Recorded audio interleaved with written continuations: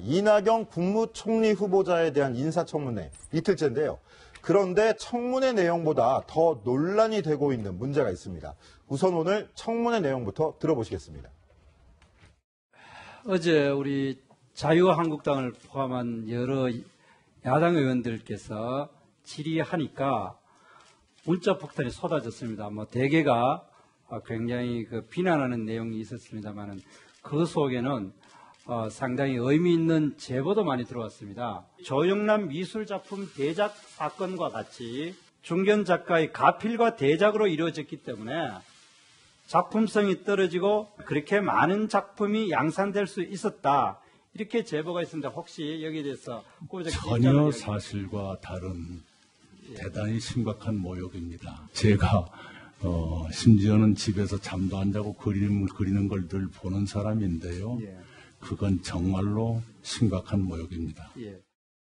최석호 기자, 도덕성 검증을 하면서 이낙연 후보자의 부인 얘기를 하는 건데 화가인 이낙연 후보의 부인이 조영남 씨처럼 대작했을 가능성이 있다, 의혹이 있다, 이런 이야기인 건가요? 그렇습니다. 정태욱 자유한국당 의원이 제기한 의혹입니다. 뭐냐면 두 가지를 제시했습니다. 지난 4월에 열렸던 이낙연 후보자 부인 김숙희 씨의 전시회에서 그림 전시회에 수많은 하객들이 왔는데 작품 구매와 관계없이 엄청난 축의금을 냈다. 그러면서 이 후보자 아내의 그림이 중견 작가가 대신 그려줬다. 이러한 주장까지 했습니다. 그러면서 가수 조영남 씨하고 비교를 하게 됐는데요. 조영남 씨 사건처럼 중견 작가가 대작과 가필로 많은 작품을 만들어냈다. 이렇게 주장을 했습니다. 이낙연 후보자 굉장히 불쾌했는데요. 나에 대한 심각한 모독이다. 턱도 없는 모함이다. 이렇게 부인을 하면서 내 아내는 집에서 잠도 안 자고 그림 그리는데 열중했는데 어떻게 그것까지 이렇게 물고 늘어질 수 있느냐. 굉장히 한한 모습까지 보였습니다. 자, 저 제보가 사실인지 따져봐야 되겠지만 이낙연 후보자 굉장히 상당히 불쾌감을 표시하면서 이렇게까지 해야 되냐. 그런데 그렇게 불쾌감 표시한 이유가 또 있습니다. 네, 사실 이런 부분에 대해서 이낙연 후보자가 이번 청문회를 거치면서 역대 대변인 중에 대변인이라는 평가를 받았던 만큼 매우 차분하게 고성과 사실상 막말이 없는 청문회라는 평을 들었었는데 이 대작 질문에서 확실히 좀 불쾌해하면서 모욕적이다라고 언급을 하며 상당히 기분이 상해했다고 합니다. 특히 가족에 대한 부분 때문이기도 하고요.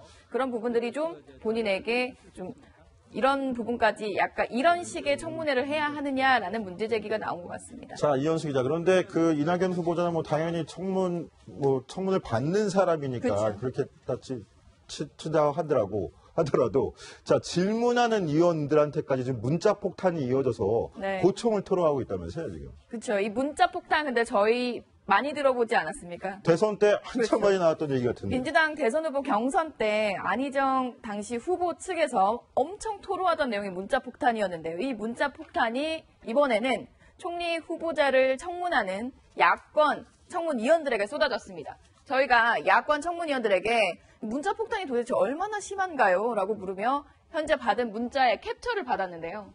지금 숫자 보이시죠?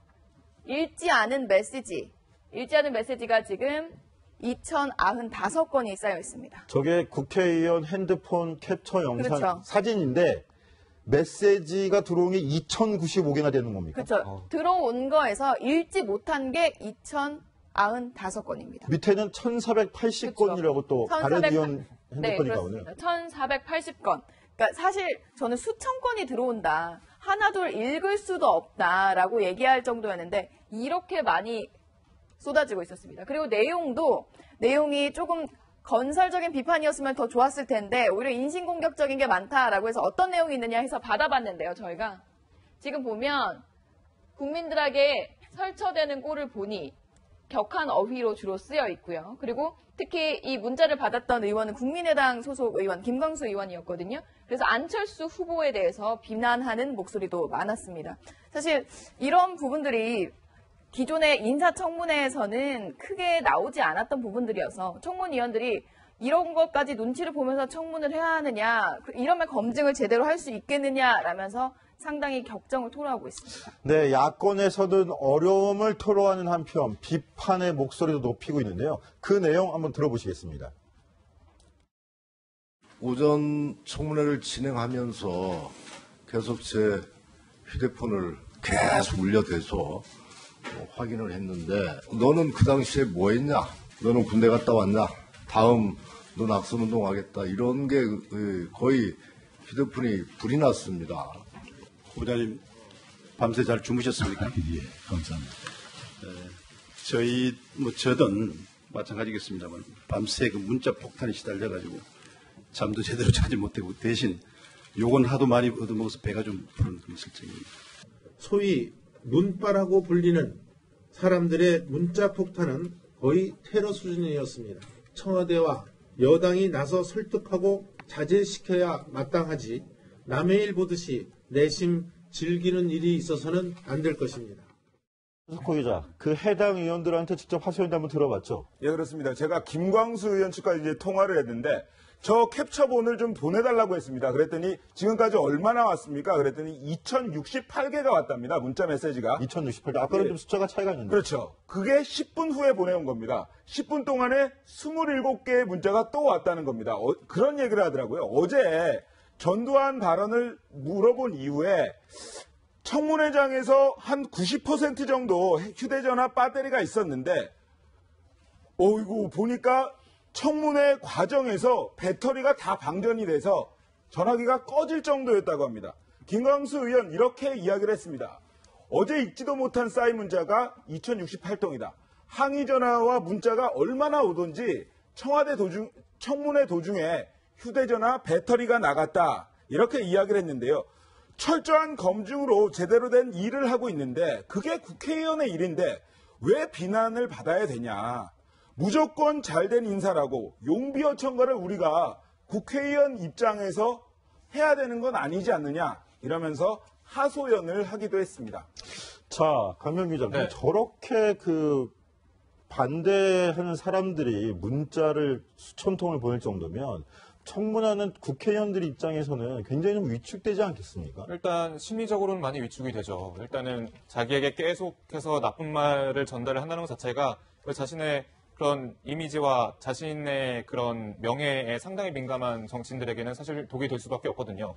두 번째로는 또 사실 이런 청문회 도중 혹은 국정조사 도중에 사실 수시로 보좌관이나 관계자들과 연락을 하면서 어떤 부분을 좀 더 공략을 하고 어떤 부분을 좀 자료를 수집을 하자라는 그런 소통이 이루어져야 되는데 지금 아까 김광수 의원이 말씀하신 것처럼 말한 것처럼 2068통이 와서 배터리가 나갈 정도였다면 사실상 소통이 힘들기 때문에 정상적인 청문회를 할 수 없을 수도 있다라는 우려가 나오긴 합니다. 자, 이현수 기자. 네. 그런데 이런 문자 폭탄을 새로운 표현 방식이다라고 추켜 세운 사람도 있다면서요? 이게 무슨 이야기입니까? 우선 이 문자 폭탄이라는 개념 자체가 유례가 없지 않습니까? 그래서 처음 있는 일이다 보니 이 문자 폭탄을 놓고 의견이 조금 다른 엇갈린 의견들이 나옵니다. 우선 첫 번째, 국민을 대신해서 청문회를 진행하는 국회의원에게 문자 폭탄을 보내는 것은 유례가 없는 정치적 테러 행위다.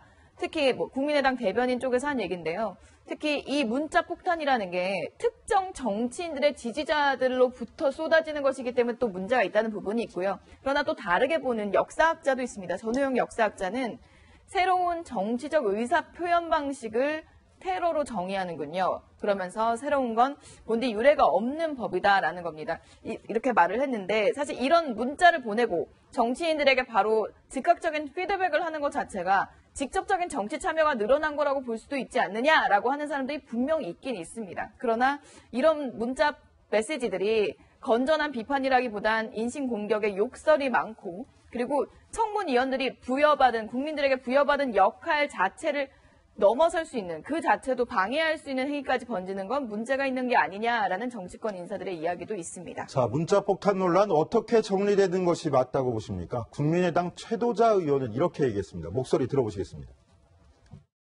과거 문재인 대통령이 후보 시절 양년 발언으로 문자 폭탄을 두둔했던 책임도 적지 않습니다. 이번 기회에 문재인 대통령은 문자폭탄은 비판을 용납하지 않는 반민주적인 형태임을 분명히 밝히고 단호히 반대한다는 입장을 표명해야 할 것입니다. 예, 대통령의 우군을 자처했던 진보 성향 단체들의 목소리도 커지고 있습니다. 우선 이 사람의 거취가 또다시 문제가 되고 있는데요. 누군지 화면으로 만나보시겠습니다.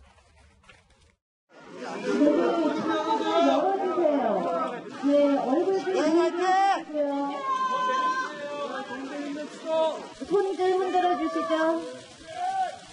우리가 12월 5일 이대로는 못 살겠다는 많은 민중들이 올라옵니다.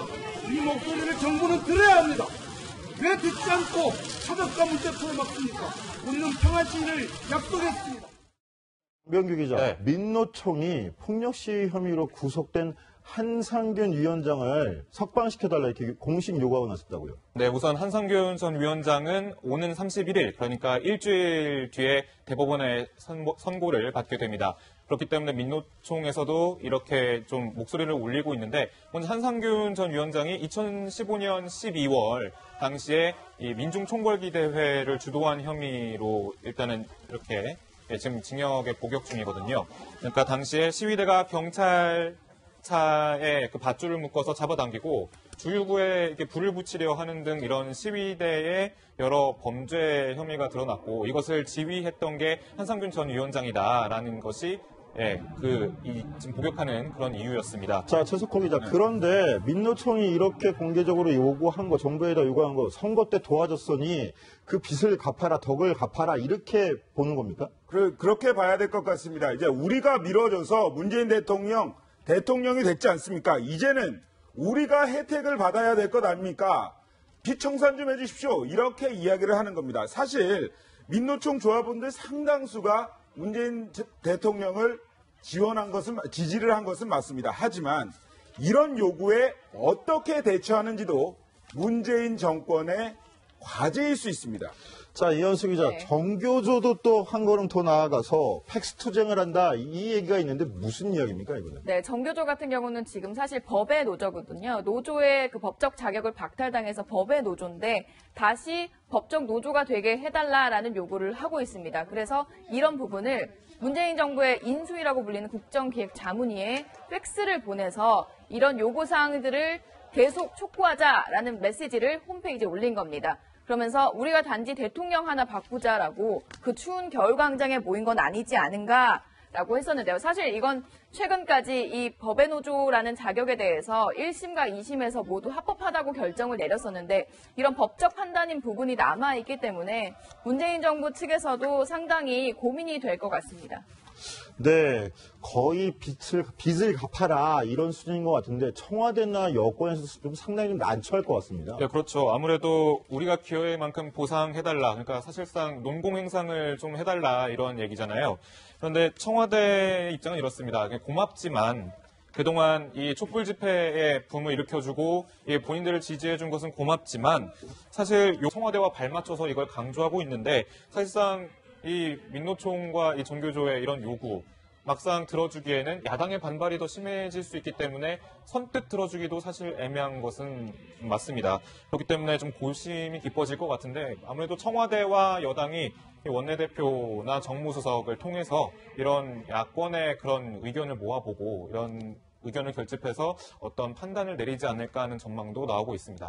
네, 뜻을 모아서 정권 교체를 이뤘다면 새 정부가 순항을 하고 그게 새로운 나라의 발전을 위해서 더 도와줘야 되는 게 아닌가라는 생각도 듭니다. 자, 이런 압박에도 문재인 정부의 변화 바람은 속전속결입니다. 오늘 처음 참모진들과 회의하는 모습도 지난 정부와는 너무 달랐는데요. 최석호 기자가 쏙쏙 짚어보겠습니다.